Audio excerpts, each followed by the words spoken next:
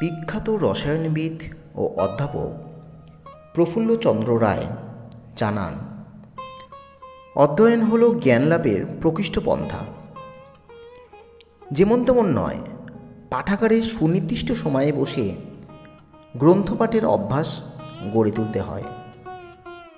এই প্রবন্ধে লেখক আরও জানিয়েছেন, ছাত্রজীবন ও গার্হস্থ্য জীবনের পার্থক্য থাকে প্রচুর। এই প্রসঙ্গে লেখক উদাহরণ দিয়ে বিষয়টি পাঠকের সামনে স্পষ্টত করার চেষ্টা করেছেন। তিনি জানিয়েছেন,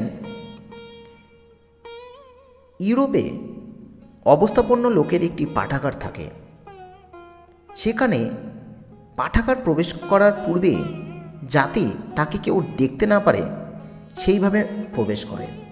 যেমন ভারতীয়রা তাদের ঠাকুর ঘরে প্রবেশ করে এবং ভক্তি অর্পণ করে ঈশ্বরের কাছে। আর সমস্তটাই ঘটে লোকচক্ষুর অন্তরালে। তাই তো প্রাবন্ধিক বলেছেন, পাঠাগারকে ঠাকুর ঘরের পবিত্রতায় পরিণত করতে হবে। এরপর লেখক বলেছেন, শুধুমাত্র গল্পগুজব, আড্ডা, সময় নষ্ট করা বাঙালিদের প্রধান দোষ। সেই জিনিসটিকে ত্যাগ করে পাঠে মনোনিবেশ করা অত্যন্তই প্রয়োজন। কারণ সঠিক রুচি এবং অভ্যাস অনুযায়ী গ্রন্থ নির্বাচন করাই দরকার। আরেকটি কথা তিনি বলেছেন এই প্রবন্ধে, মুখস্থ এবং উদরস্থ এর মাধ্যমে কখনোই প্রকৃত জ্ঞান অর্জন করা সম্ভব নয়। এই ব্যাপারে লেখক বলেছেন, ইউরোপে বই পড়ার সাথে সাথে বাস্তব প্রকৃতির সঙ্গে একটা মেলবন্ধন ঘটিয়ে প্রকৃত জ্ঞান অর্জন তারা করে, কিন্তু যেটা ভারতীয়রা করে না। তারা প্রকৃতিকে পর্যবেক্ষণ করার মধ্য দিয়ে প্রকৃত জ্ঞান লাভ করে এবং সেটাই প্রকৃত জ্ঞান অর্জন করা সম্ভব। সর্বশেষে লেখক বলেছেন, জীবনকে জানা এবং সঠিকভাবে উপভোগ করার মধ্য দিয়েই জীবনে সম্পূর্ণতা লাভ করা সম্ভব।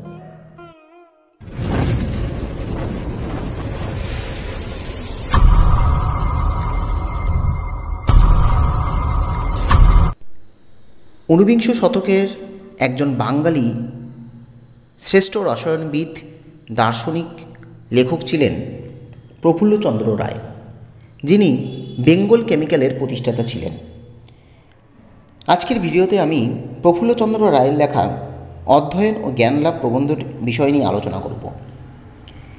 এই অধ্যয়ন ও জ্ঞানলাভ প্রবন্ধটি মূলত প্রফুল্লচন্দ্র রায়ের আচার্য প্রফুল্লচন্দ্র রায়ের প্রবন্ধ ও বক্তৃতাবলী থেকে প্রকাশিত হয়, যেটি 1927 সালে এই প্রবন্ধাবলী প্রকাশিত এবং জানা গেছে এই প্রবন্ধটি প্রবাসী পত্রিকায় প্রকাশিত হয়।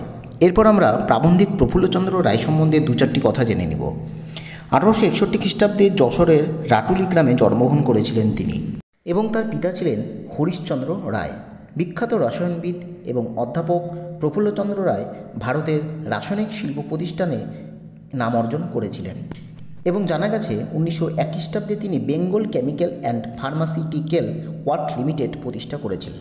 তার রচিত আত্মচরিত গ্রন্থ life and experience of A Bengali chemist, ইংরাজি ও বাংলা ভাষায় রচিত প্রচুর প্রবন্ধ তিনি রচনা করেছেন, যেমন হিস্টোরি অফ হিন্দু কেমিস্ট্রি এই উল্লেখযোগ্য প্রবন্ধ রচনার মধ্য দিয়ে। এই গল্পে যে সমস্ত উল্লেখযোগ্য প্রশ্ন রয়েছে, 1 নম্বর কোশ্চেন, বাস্তবে এই ঋষিবাক্য বড়ই সত্য। সত্যটি কী ছিল? ছাত্রানাং অধ্যয়ন তপ, এই ছিল ছাত্রজীবনে সত্য। 2 নম্বর, চপলতার গোলমাল বলতে কী বোঝানো হয়েছে? লেখকের মতে পাঠাগারকে ঠাকুরঘরের পবিত্রতায় বানাতে হলে আর বানাতে না পারলে সেখানে গোলমাল তৈরি হয়। 3 নম্বর, লেখকের মতে পাঠাগার ছাত্রদের কী ভূমিকা থাকে? লেখক বলেছেন, পাঠাগার ছাত্রদের অধ্যয়ন ও সাধনা হিসাবে ভূমিকা থাকে। 4 নম্বর, সেটি সবচেয়ে দরকারি জিনিস। দরকারি জিনিসটি কী ছিল? শুধুমাত্র অধ্যয়ন এবং সাধনা, এটি ছিল পাঠের সবথেকে বড় দরকারি জিনিস। এর পরবর্তী কোশ্চেন, লেখকের মতে তপস্যায় সিদ্ধিলাভের উপায় কী ছিল? যে কোনো তপস্যায় সিদ্ধিলাভ করতে প্রয়োজন হয় একাগ্রচিত্ততা, অর্থাৎ একাগ্রচিত্ততাই অধ্যয়ন বা তপস্যার মূল লক্ষ্য ছিল। 6 নম্বর, ওই জিনিসগুলি আমরা ভয়ানক ও বৃতৃষ্ণা আছে। কোন জিনিসের কথা বলা হচ্ছে? বাল্যজ্বর মনে করিয়ে দেয় মিছরি বেদনা ও কুইনাইন খেতে হতো শৈশবে। সেই জিনিসগুলি লেখকের কাছে ভয়ানক ছিল। 7 নম্বর, এ বড় দুঃখের কথা। কোন কথা ছিল দুঃখের? ব্ল্যাকির সেলফ কালচার এ বইটি না পাওয়ায় লেখকের বড় দুঃখ ছিল।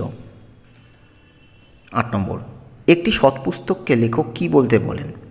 সৎপুস্তক আজীবন সহচর হবে এবং আজীবন সৎপুস্তক ভার সংগ্রহ করতে হবে, এবং যেটা কি করবে, এই সৎপুস্তকের দ্বারা উদ্দীপনা সৃষ্টি হবে এবং প্রকৃত জ্ঞানের অনুশীলন মানুষ করতে পারবে। এজন্য সৎপুস্তকের প্রয়োজন অবশ্যম্ভাবী। 9 নম্বর, the mighty minds of old, my never failing friends are they. এই লাইনটি কার ছিল? এই লাইনটি ছিল সার্দি। সার্দি এই কথাটি বলেছিল। পরবর্তী question, he knew not what to say and so he score. কথাটি বায়রনের পদ্য থেকে এমারসন বলেছেন। 11 নম্বর, লেখকের মতে এখনকার ছাত্রের কি নেই? লেখক বলেছেন বর্তমান ছাত্রের রুচি অনুযায়ী পুস্তক নির্বাচনের বুদ্ধি নেই বা পুস্তক নির্বাচন করতে পারে না। 12 নম্বর কোশ্চেন, এই প্রকৃত অধ্যয়ন। কী ছিল প্রকৃত অধ্যয়ন? মানব প্রকৃতিকে নিখুঁত করে জানার চেষ্টা, যেটা ইউরোপীয়রা করেছেন, সেটি ছিল প্রকৃত অধ্যয়ন। 13 নম্বর কোশ্চেন, কৃষি কলেজে পতঙ্গ বিজ্ঞান বিশারদ কে ছিল? কৃষি কলেজে পতঙ্গ বিজ্ঞান বিশারদ ছিল লেফ্রয়।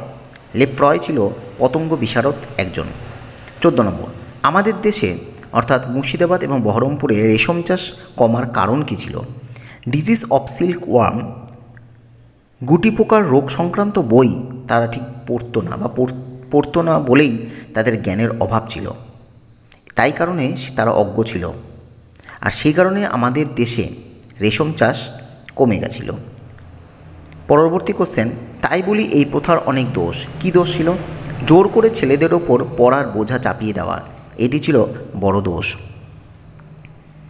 16 নম্বর question, guardian are benefactoring but sometimes they act like the worst malefactors. কথাটি কে বলেছিল? এমারসন। 17 নম্বর, মানব প্রকৃতিকে নিখুঁত করে জানাই প্রকৃত অধ্যয়ন। এই প্রসঙ্গে লেখক কার উদাহরণ দিয়েছেন? ঔপন্যাসিক ডিকেন্সের উদাহরণ দিয়েছিলেন। মানব প্রকৃতিকে নিখুঁত করে জানতে হবে, আর তবেই শিক্ষার প্রকৃত অধ্যয়ন সম্পূর্ণ হবে, সে কথাটি ডিকেন্স বলেছেন। 18 নম্বর, এ একটা সুন্দর খেয়াল। কী ছিল সুন্দর খেয়াল? আমেরিকায় সুন্দর হবি বা খেয়াল কী ছিল? একটি ছিল গার্ডেনিং করা, আরেকটি ছিল ফুল ফল এগুলি উৎপাদন করা। 19 নম্বর কোশ্চেন, ভারতের পতঙ্গ বিশারদ কে ছিলেন? লর্ড কারমাইল। এর পরবর্তী কোশ্চেন 20 নম্বর, জীবনের সুখ। জীবনের সুখ এই বইটি কার লেখা ছিল বা বইটিতে কি লেখা আছে? জীবনের সুখ এই বইটি লিখেছেন লেখক লাবক, এবং লেখক লাবক জানিয়েছেন জীবনে আনন্দ উপভোগই বিধাতার উদ্দেশ্য, কিন্তু কর্মদোষে সেই উদ্দেশ্য কখনো কখনো বিফল হয়। আরও এই ধরনের ভিডিও পেতে অবশ্যই চ্যানেলটির পাশে থাকতে সাবস্ক্রাইব করে রাখুন। ধন্যবাদ।